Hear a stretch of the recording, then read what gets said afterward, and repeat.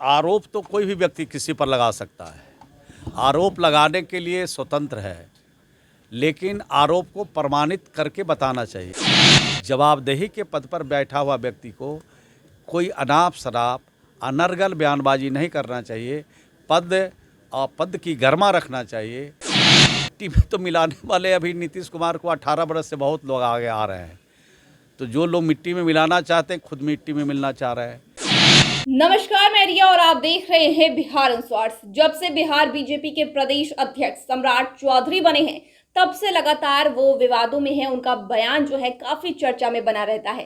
दरअसल उन्होंने बिहार के सीएम नीतीश कुमार पर भी कटाक्ष किया था और सीधे तौर पे कहा था कि वो नीतीश कुमार को जो है मिट्टी में मिला देंगे। और तब से जो है नीतीश सरकार के कई मंत्री जो है, बिहार सरकार के मंत्री जो हैं, लगातार सम्राट चौधरी पर कटाक्ष करते हुए नजर आई थी और अभी भी ये सिलसिला जो है चल ही रहा है। अब ऐसे में बता दें कि मुजफ्फरपुर पहुंचे बिहार सरकार के मंत्री श्रवण कुमार ने एक बार फिर से सम्राट चौधरी को घेरने की कोशिश की है। उन्होंने सीधे तौर पे कहा है कि सम्राट चौधरी जिस पद पर है उस पद की गरिमा बनाए रखे और सीधे तौर पे मिट्टी में मिलाने वाले बात का भी उन्होंने जवाब दिया है। क्या कुछ कह रहे हैं मंत्री श्रवण कुमार, वो आप सुने।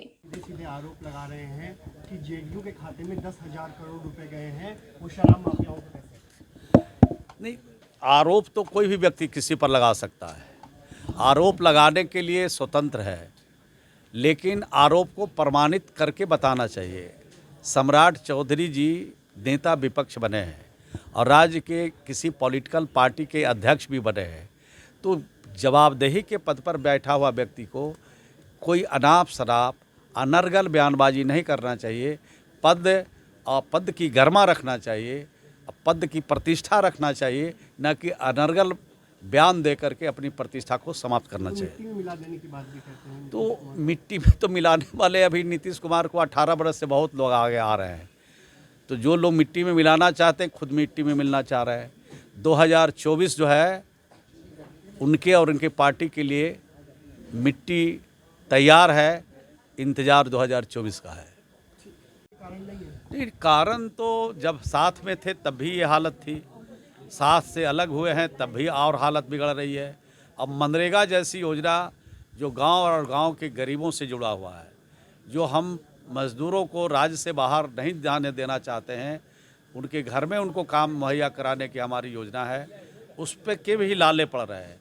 आज 1500 करोड़ रुपया से ज़्यादा आज भारत सरकार में मनरेगा का बकाया है। और ये बकाया पैसा अगर हमको मिल जाता तो हमारी राज्य में जो अधूरी योजना है, जो अपूर्ण योजना है, उन योजना को हम पूरा कराते और हमारे जो श्रमिक जा रहे हैं राज्य से बाहर काम के लिए, रोज़गार के लिए, उसको भी रोकने में हम कामयाब हो सकते थे। लेकिन भारत सरकार हमें अनदेखी कर रही है। इस पर भारत सरकार को विचार करना चाहिए। क्या कुछ निर्देश दिए गए हैं? ग्रामीण विकास विभाग से संबंधित जितनी भी योजनाएं आज चल रही है, वो सबका समीक्षा यहाँ की गई है और समीक्षा में हम लोगों ने पाया कि मुजफ्फरपुर ज़िला चाहे प्रधानमंत्री आवास हो, चाहे मुख्यमंत्री आवास हो, चाहे मनरेगा हो, चाहे जीविका का काम हो, लोहिया स्वच्छ अभियान बिहार का काम हो, सब में मुजफ्फरपुर ज़िला काफ़ी तेज़ी से आगे बढ़ रहा है। बेहतर काम है, अच्छा काम हुआ है। लेकिन दुर्भाग्य की बात यह है कि भारत सरकार ने मुजफ्फरपुर ज़िले को प्रधानमंत्री आवास में जो यहाँ के गरीब लोग हैं उनको वंचित कर दिया। उनका नाम आवास ऐप पर तकनीकी कारण से नहीं चढ़ सका। आज मुजफ्फरपुर के जो गरीब लोग हैं, एक साल में जो उनको मुजफ्फरपुर को लक्ष्य मिलना चाहिए, लक्ष्य से भारत सरकार ने वंचित कर दिया। हम लोगों ने भारत सरकार को पत्र भी लिखा और जो हमें जानकारी मिली कि यहाँ के जो हमारे जनप्रतिनिधि हैं, मुखिया हैं त्रिस्तरीय पंचायत के, वो सब लोग दिल्ली जाकर भारत सरकार के मंत्री से विभाग में जाकर के उन्होंने अनुरोध भी किया, जंतर मंतर पर धरना भी दिया। तब भी भारत सरकार के तरफ से इन गरीबों के प्रति कोई संवेदना नहीं जताई गई और न उनको लक्ष्य मिला। और दुर्भाग्य की बात यह है कि लगातार बिहार के गरीबों के साथ सौतेलेपन व्यवहार हो रहा है। 2018-19 में प्रधानमंत्री योजना में एक भी लक्ष्य बिहार को प्राप्त नहीं हुआ। 2022-23 जो गुजर गया उसमें भी एक भी गरीबों के लिए लक्ष्य प्रधानमंत्री आवास में प्राप्त नहीं हुआ।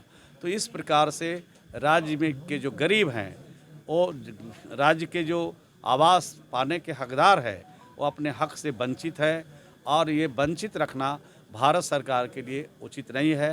तो हम सब लोग मिल कर के भारत सरकार को, सरकार के तरफ से भी पत्र लिखा है और यहाँ के जनप्रतिनिधियों ने भी अपनी आवाज़ लगाई है।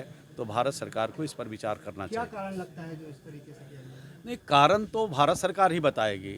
हम तो लाभुक हैं, हम तो चाहते हैं कि हमारा हक मिले, हमारे हक मारे नहीं जाए, इसके लिए सारे प्रयास बिहार की तरफ से, बिहार की सरकार के तरफ से और जनप्रतिनिधियों के तरफ से, जो त्रिस्तरीय पंचायत के जनप्रतिनिधि हैं उनके तरफ से लगातार प्रयास करने के बाद भी आज महरूम है अपने लक्ष्य से, महरूम है अपने हक से।